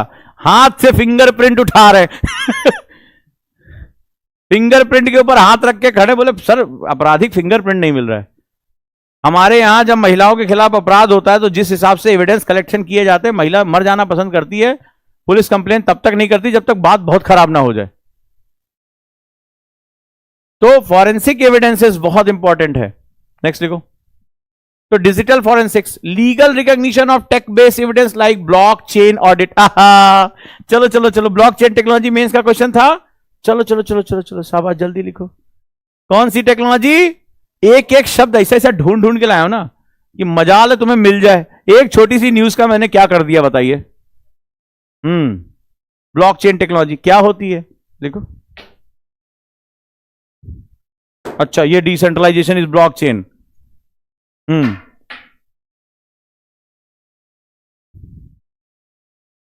ब्लॉकचेन ऑडिट ट्रायल्स लिखो। ब्लॉकचेन टेक्नोलॉजी क्या है? इंटरनेट ऑफ थिंग्स क्या है? क्या इस खबर का कोई इंटरनेशनल एविडेंस हो सकता? कुछ छोड़ूंगा तो बताना मुझे कि सर ये वाला छूट गया उसका खांसी आ रही है। हाँ, इंटरनेशनल डायमेंशन पर जरा चर्चा करें। बात समझ में आए बताना यार। अगर ऐसे पढ़ ले और एक दिन में एक टॉपिक ऐसे तैयार हो जाए कि सिलेक्शन होना तय है। हाँ बताओ, अगला इंटरनेशनल कोई चीज हो सकता है। How does India food security framework compare globally? कि भारत, अगर ये क्वेश्चन पूछ लिया कि भारत दुनिया, अभी आपने देखा होगा कि जब हमने कोविड हुआ था तो प्रधानमंत्री ने पूरी फक्र से एक स्टेटमेंट दिया था। इस बार ये क्वेश्चन आने के बहुत चांसेस हैं, और कहा था कि एक यूनाइटेड नेशन ने भी इसको रिकोट किया था कि भारत ने दुनिया की सबसे बड़ी जो खाद्य सुरक्षा योजना चलाई, यानी सबसे ज्यादा लोगों को अनाज मुहैया कराया। प्रधानमंत्री ने भी अपनी पीठ ठोकी थी और यूनाइटेड नेशन ने भी यह बात रिकोट किया था कि India during the covid effect, Bharat ने दुनिया के सबसे ज्यादा लोगों को फ्री अन्न मुहैया कराया। यस या नो? याद है? बहुत चर्चा हुई थी उसकी। क्या हम अपने इस पीडीएस सिस्टम को, इस अन्न डिस्ट्रीब्यूशन सिस्टम को ग्लोबली कंपेयर कर सकते हैं? क्वेश्चन आ सकता है, मना ही नहीं है इसमें, हो सकता है। क्वेश्चन मेरे अच्छे लगे बताइएगा सर। ठीक, India PDS is subsidy driven and faces leakage.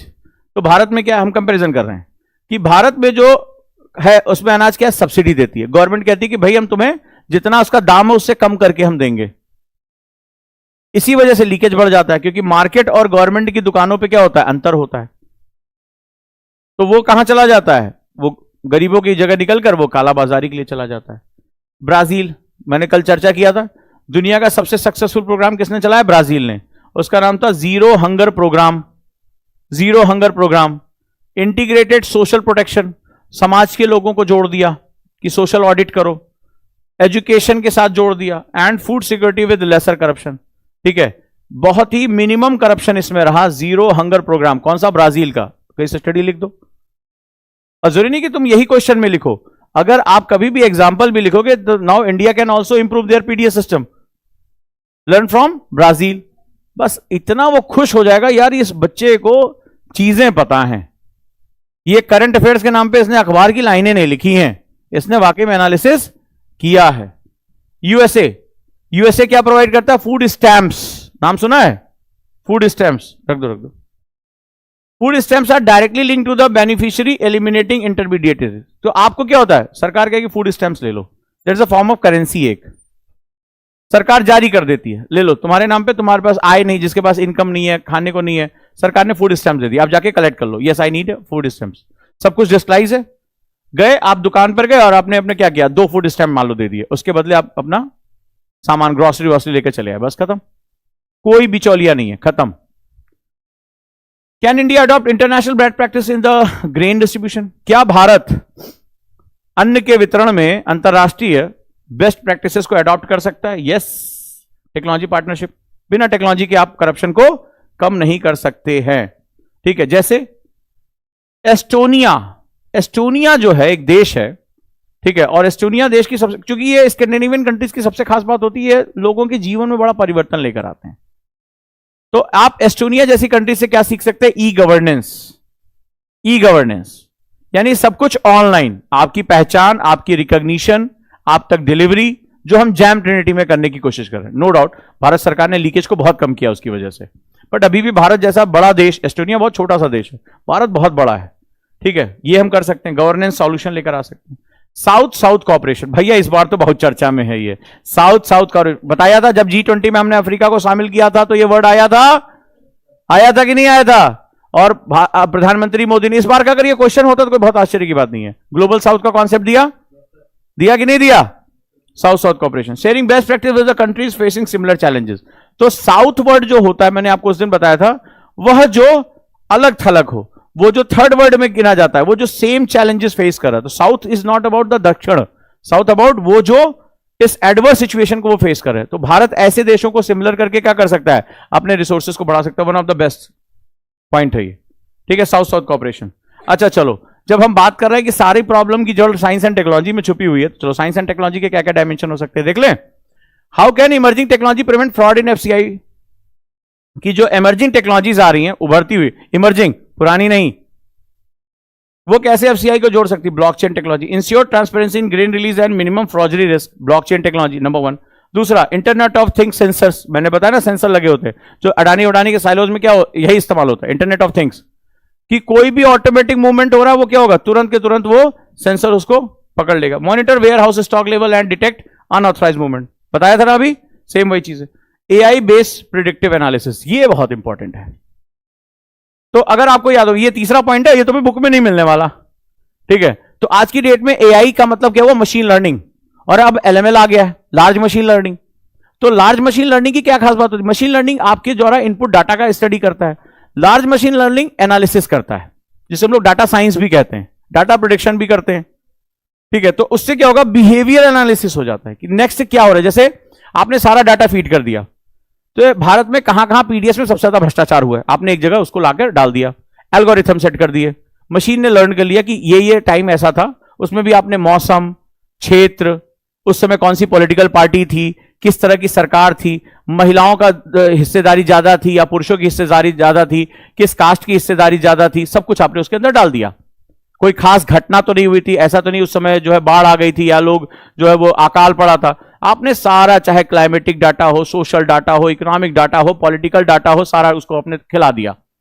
उसने क्या किया? सबको चर्न कर लिया और एक आपको मॉडल दे दिया कि इस मौसम में, इस क्षेत्र में, इस स्थिति में ये भ्रष्टाचार होता है। प्रेडिक्शन आपके पास आ गई। अब तो आजकल शेयर मार्केट में प्रेडिक्शन आने लगी है, ठीक है, पूरा भयानक प्रेडिक्शन कर रहे हैं, इतना ज्यादा मशीन लर्निंग हो रही है कि क्या बताएं, सारा का सारा पूरे दुनिया का स्टॉक मार्केट का डाटा लेके बैठे हुए। तो यहां पर भी क्या हो जाएगा? एआई बेस्ड प्रिडिक्टिव प्रिडिक्शन हो जाएगा कि देखो यहां पे तो आपको पता चल जाएगा। जैसे मान लो एजेंसीज को चला गया कि ये 10 क्षेत्र इस मौसम में ऐसे जिस पर ज्यादा ध्यान देने की जरूरत है, बस एजेंसीज आपकी आ गई, जरा सा मूवमेंट हुआ, निपटा के चली गई, खत्म, पहले से उनको पता है, हो गया। ये नया पॉइंट है। तो एआई बेस्ड प्रिडिक्टिव एनालिसिस, तो identity suspicious pattern in procurement and distribution data, यहां से सबसे ज्यादा निकलता है। यहां मान लो कोई ऐसा क्षेत्र जहां लॉ एंड ऑर्डर सिचुएशन है, यहां बाहुबली है, अब बेचारे कहां अपनी नौकरी तुम बचाओगे? वो भाई देखो ट्रैक्टर में जरा 50 बोरा, कोई मना करने वाला नहीं है। तो ये सारा क्या हुआ? उसके अंदर मिला हुआ है। और सबसे इंपॉर्टेंट है, what role does GIS system play in improving food supply? बताया हमने, जीआईएस ज्योग्राफिकल इंफॉर्मेशन सिस्टम, जहां भी मूवमेंट कर रहे हो सब कुछ पता है। Real time tracking of trucks and warehouses preventing delay of diversion. मतलब डाइवर्जन का मतलब क्या है भाई? ये है सरकार का गोदाम, ठीक? तो ऑब्वियस ही बात है, तुमने देखा गूगल में ट्रैक होता है, दो ही रास्ते हैं, या तो इस रास्ते जाओगे या उस रास्ते जाओगे, और यहां तुम्हें राशन पे पहुंचाना है। ये पूरी दूरी मान लो 100 किलोमीटर की है, 100 किलोमीटर को तय करने में मान लो आपको 3 घंटे लगने हैं, ठीक है, वेरी गुड, बहुत बढ़िया। ये आपका ट्रक चल रहा है, इसकी क्या हो रही है? रियल टाइम मॉनिटरिंग हो रही है। तो ये दो रास्ते हैं, अगर ये तीसरे रास्ते पे जा रहा है, कहां जा रहे हो भाई? तो मौसी घर है, तुरंत क्वेश्चन हो जाएगा, क्यों अनऑथराइज, अब इसको जाना ही नहीं है, या तो ये रास्ता या ये रास्ता है। फिर डिले क्यों हुआ?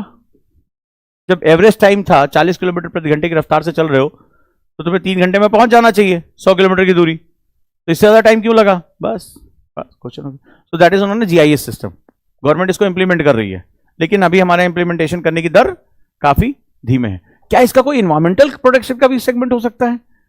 इन्वायरमेंट पे इसमें कोई क्वेश्चन आ सकते हैं? हाँ, आ सकता है। Wastage of resources, misuse grain could have fed millions instead of many rot or not to be wasted. तो ये लाखों लोगों का भोजन हो सकता है, ये अगर बर्बाद हो जाएगा तो क्या होगा? बहुत दिक्कत हो जाएगी। तो अगर अन्न बर्बाद हो रहा है, मान लो चोरी की जगह बर्बाद हो रहा है, सड़ रहा है, तो जब कोई भी ऑर्गेनिक पदार्थ सड़ता है उसमें मेथेन गैस निकलती है। मेथेन कैसी है? ग्रीन हाउस गैस है। तो क्या होगा? It create environmental concern. फिर ये क्या करेगा? ये पॉल्यूटेंट को क्रिएट करेगी, पॉल्यूटेंट क्रिएट्स हो जाएंगे, यानी प्रदूषक क्रिएट होते हैं।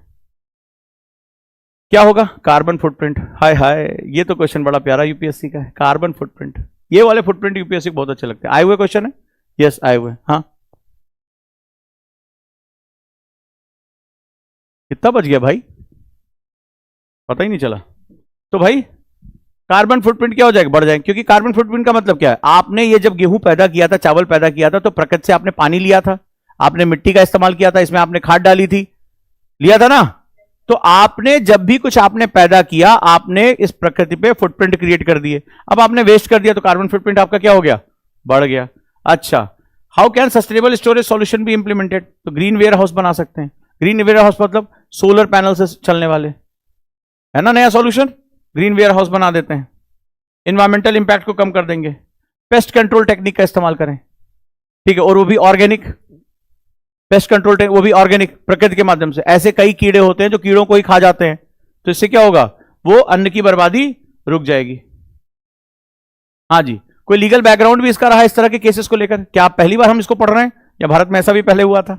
तो चलो देखते हैं। सांता कुमार कमेटी, बहुत अच्छी, यूपीएससी में आया हुआ है। सांता कुमार कमेटी 2015, ठीक है, रिकमेंडेड, ठीक है। क्या बोला था? FCI role to strategic reserves and outsourcing period operation. Shanta Kumar committee ने क्या कहा था कि एफसीआई में रेगुलेशंस बहुत आवश्यक हैं, ये कितना प्रोक्योरमेंट कर रही है और कितना आउटसोर्सिंग, यानी बाहर की कंपनीज को कितना काम दे सकती है, ये सारे नियम किसने तय किया था? Santa Kumar committee. कब बनी थी? 2015 में। क्वेश्चन आया हुआ यूपीएससी में। चलिए next, 2005 right to information act, क्या आया था? आरटीआई। 3 बार क्वेश्चन आया हुआ है। आरटीआई, आरटीआई क्या करता है? आप आरटीआई कोई भी नागरिक डाल सकता है और पूछ सकता है कि कितना अन्न भंडारण है, कितना बटा।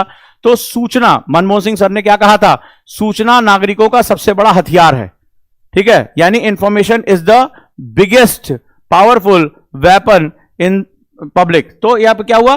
तो एफसीआई के बारे में ट्रांसपेरेंट करने के लिए आप क्या कर सकते हो? सिस्टमैटिक करप्शन को हटाने के लिए आप आरटीआई को यूज कर सकते हो, ठीक है। Next one, how have previous scam shaped FCI policies?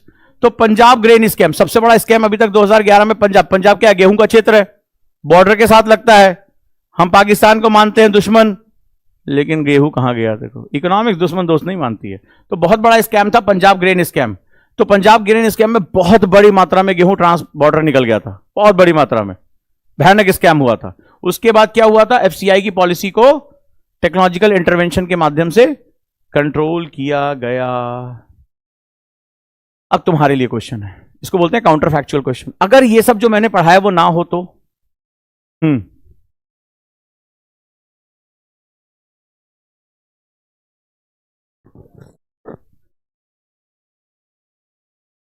मैं अभी ऑनलाइन यूट्यूब पे हूं, अभी बोल नहीं सकता। कुछ भी काम होगा बिना, सब इंसान है यार, 4 पैसा बन जाए, क्या दिक्कत है? हद हो गई यार, तुम भारत में रहते हो, तुम्हें प्रैक्टिकल चीजें नहीं पता है। और तुम्हें कैसे पता सारे बॉर्डर्स जो हैं वो सही? पाकिस्तान के साथ हमारे 4 स्टेट्स के बॉर्डर लगते हैं। मैं पंजाब बॉर्डर से क्यों क्रॉस करूंगा?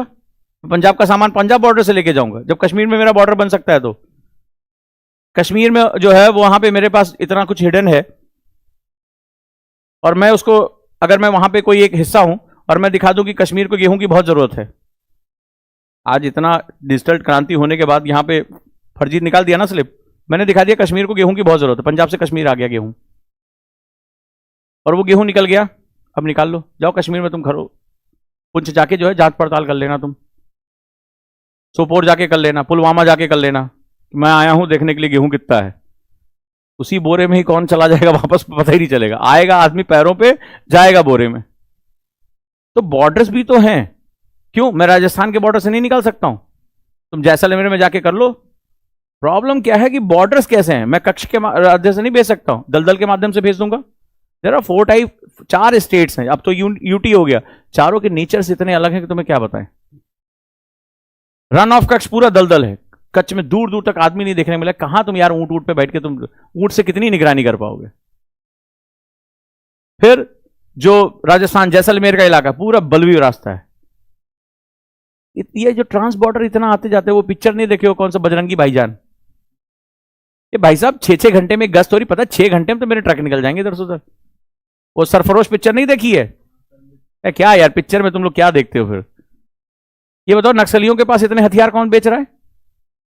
नक्सलियों ने अम्बुश करके इतने हमारे जवानों को मारा, और सारे के सारे सोफिस्टिकेटेड वेपन 47-56 उनके पास है। कहां से आ रहे हैं? हवा से आ रहे होंगे। मैं कश्मीर का बॉर्डर, कश्मीर में कौन जाके यार, कश्मीर में ऐसे नदी ऐसे सीधे गायब हो जाती है, कौन वहां पर जो है फेंसिंग कर पाएगा? वो यहां तुम्हारी उसमें जो कश्मीर इतना छोटा सा दिख रहा होगा मैप पे, कभी कश्मीर जाओ तो ये जा रहा और ये खटाक से गॉर्ज, कौन उसको क्रॉस करेगा भाई? घने जंगल। मैं गया तो था सोपोर, पुलवामा सोपोर, ठीक है, 2 कश्मीरी थे, लेकिन ऐसे धुक धुक धुक धुक, मैं बस उससे बोलता रहा 1 पीस जा रहा हूं, 1 पीस वापस कर देना मेरे को। बोले सर आपको क्या चाहिए? बस अपने प्राण मुझे वापस चाहिए। हर आदमी मुझे ऐसे घूर रहा था, सब फैरन पहने, वो सबकी दाढ़ी, सब एक जैसे। हमें बस एक कल्पनाओं में हमारे ऐसे ऐसे चला। वो कश्मीरी थे, उनकी हालत खराब, क्योंकि जो श्रीनगर का कश्मीरी है वो सोपिया सोपोर के कश्मीरी से बिल्कुल थोड़ा सा अलग दिखता है, और उसकी हालत खराब। ऐसा लग रहा था बस अभी ये फैरन हटाएगा, ये 47 निकलेगी और खत्म। हम कितनी कल्पनाओं में गए और कितनी कल्पनाओं में हमसे पूछो, हमारी हालत खराब थी। तो उसने बताया सर यहीं पे वो पुलवामा अटैक होती, बम फटा था। अरे यार ये बताना अभी जरूरी था क्या? इधर हमें दिखा रहा था, सर देखिए वादियां, सर यहां पर जाफरान की खेती होती, केसर की खेती यही होती है। अच्छा यही है? अच्छा मिट्टी का कलर क्या है? सर वो जगह वो वहां पे फटा था। अरे यार अभी हम जाफरान का मजा ले रहे थे, तुमने तो बम के बारे में बात कर ली। हाँ, और मौसम भी ऐसा कि कहीं एक पूरे कश्मीर में पत्ता नहीं। चिल्ले कालान का मौसम, सारे पत्ते गायब।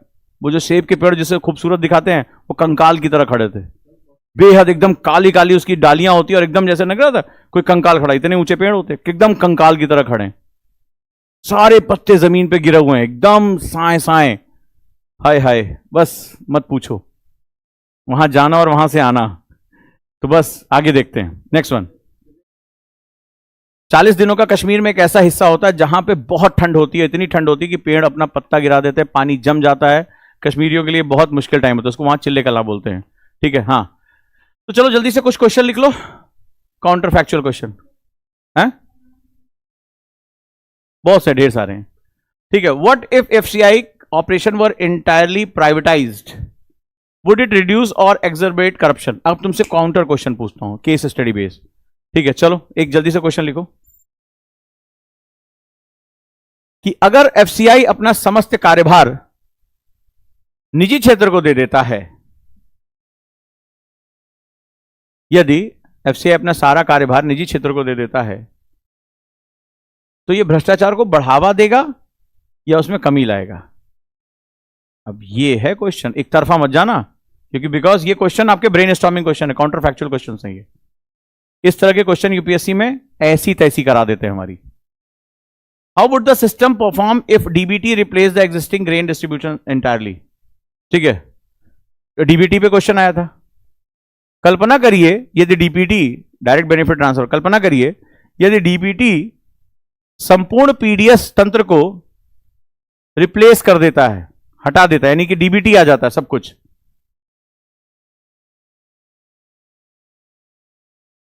तो तंत्र पर क्या प्रभाव पड़ेगा? क्या ये पॉसिबल है? भारत जैसे देश में बहुत सोच समझ के बात करनी है आपको। ठीक है, डीबीटी की इतनी तारीफ हो रही है, यदि डीपीटी पीडीएस को पूरी तरह से स्थानांतरित कर देता है तो तंत्र पर क्या प्रभाव पड़ेगा?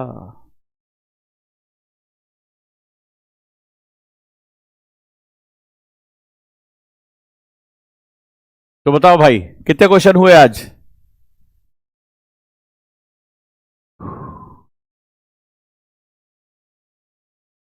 कैसा लगा एनालिसिस? कोई बोलता ही नहीं है क्लास के बाद, कोई? हाँ, मल्टीपल डायमेंशन आज बोले हैं भाई साहब ये। हाँ, और खुल रहे हैं, उधड़ ना जाए। और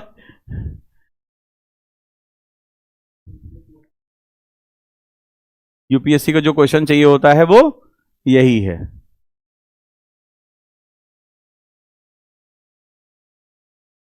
वेरी गुड। एक न्यूज को हमने जितने पॉसिबल डायमेंशन यूपीएससी पूछता है सब पे हम, कोई सब्जेक्ट हमने छोड़ा नहीं।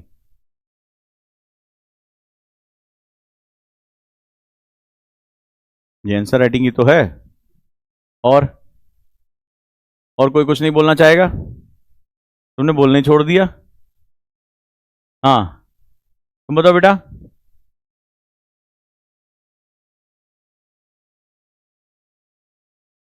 किस तरह के क्वेश्चन आते हैं? कितने नए डायमेंशन मिले आज की क्लास में? खबर बड़ी सिंपल सी थी, मैंने जानबूझ के एग्जांपल लिया कि अगर ये खबर आपकी अखबार में आती तो आप हल्की सी नजर देखते और निकल जाते। अरे यार कुछ नहीं यार, 500 टन ये तो देश में तो होता है, नेता सब खा जाएंगे, इतना बोल के आप निकल जाते। लेकिन इससे कितने डायमेंशन क्रिएट हो सकते हैं, कितने क्वेश्चन बन सकते हैं और कितने नए सेगमेंट्स क्रिएट हो सकते हैं। हाँ बताओ उत्कर्ष।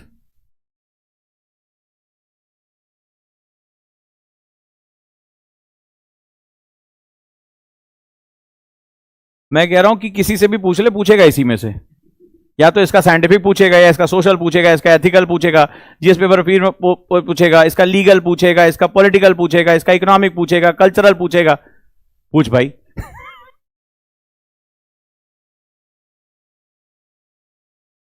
हम्म हम्म हम्म मल्टीपल डायमेंशन, जहां आपका ध्यान नहीं जाएगा वहीं वहीं वो बैठे होंगे। आप इसको सोच रहे होंगे कि इकोनॉमिक्स का है, वो इसको एथिकल पूछ लेंगे, वो तो क्वेश्चन पूछ ले जाएंगे। आप कुछ नहीं सोच रहे होंगे, पता चला जो पूर्ववर्ती केसेस हुए थे उसका जो है क्रोनोलॉजिकल ऑर्डर पूछ लेंगे, हिस्टोरिकल पर्सपेक्टिव, केसेस के बारे में पूछ लेंगे, कौन सी ये कमेटी के जो है रिपोर्ट्स पूछ लेंगे। बताइए, राइट? तो ये क्वेश्चन तो आएंगे। हाँ,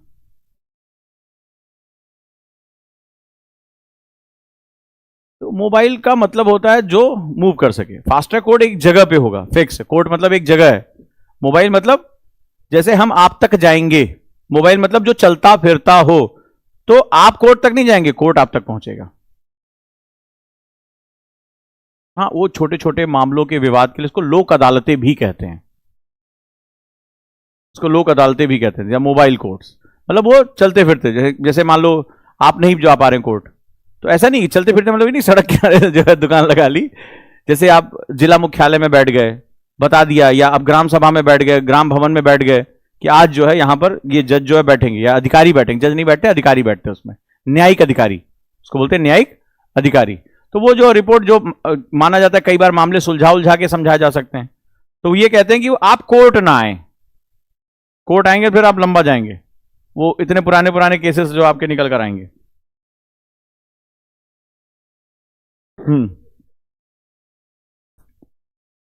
एसडीएम के पास मजिस्ट्रेट की पावर होती है, कर सकते हो, बिल्कुल कर सकते हो। मतलब मोबाइल कोर्ट का मतलब होता है न्याय आप तक पहुंचेगा। फास्ट ट्रैक का मतलब होता है स्पेशल पर्पस कोर्ट, मतलब फास्ट ट्रैक कोर्ट का मतलब वो अगर वो जिस पर्पस के लिए बनाई केवल उसी को डील करेगी। जैसे मान लो आपने पीडीएस के लिए मान लो कल्पना किया कि आपने कोर्ट बना दिया, अब वो रेप के मामले नहीं देखेगी, वो भाई बहन के झगड़े के मामले नहीं देखेगी, किसने राखी पे चॉकलेट दी थी या मिठाई दी, इस पे बात नहीं करेगी, वो केवल और केवल पीडीएस पे बात करेगी। दैट इज उसका क्या होता है, स्पेसिफिक पर्पस होता है, ये इसी पर्पस के लिए बात करेगी। नहीं, फास्ट ट्रैक कोर्ट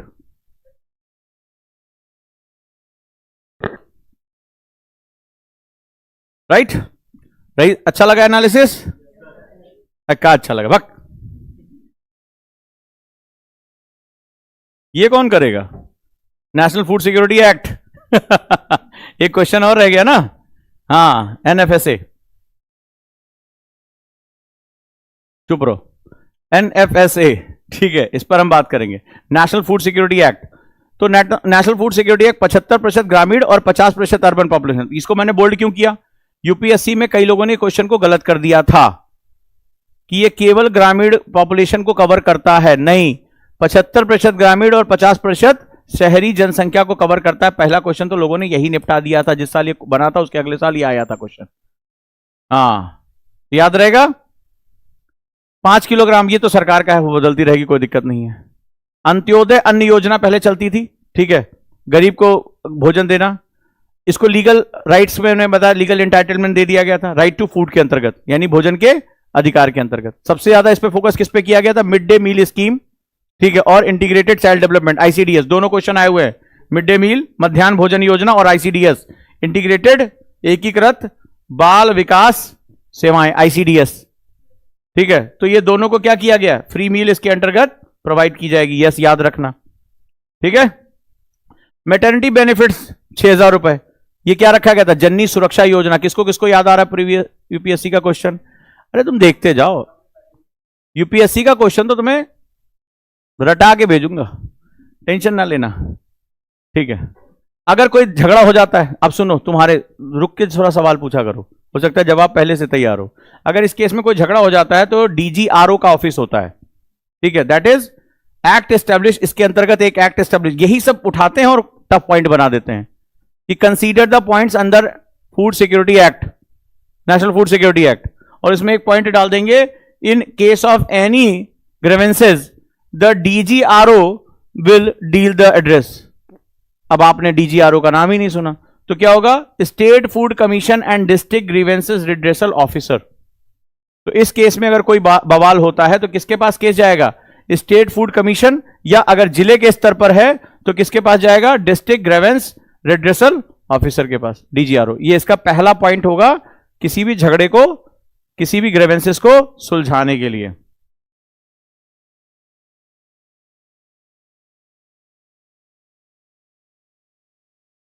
बाकी तो इस पे हम डिस्कस कर चुके हैं। फूड सिक्योरिटी देना है, सोशल जस्टिस, सामाजिक न्याय स्थापित करना है, और गरीबी को दूर करना है। चैलेंज वही है, fake beneficiary, leakage, identification error, storage issue और टेक्नोलॉजिकल गैप। क्लियर हो? तो ये भी क्वेश्चन आया हुआ है 2021 में, ये कैसे छोड़ देते हम? तो 2-3 पॉइंट नए हैं, ठीक है। और ग्रीवेंसेस कैसे सॉल्व होगा? डीजीआरओ सॉल्व करेगा। डन है? चलो, आज के लिए बढ़िया हो गया। तो फिर अब जब हमने ये पढ़ लिया तो अब क्या करेंगे? टेस्ट देंगे। तैयार है? कहां पर टेस्ट होने जा रहा है? शुरू हो जाओ, चलो बोलो, चलो, इतनी जल्दी कहां जाना है? अब तो लवासना जाना है सीधे।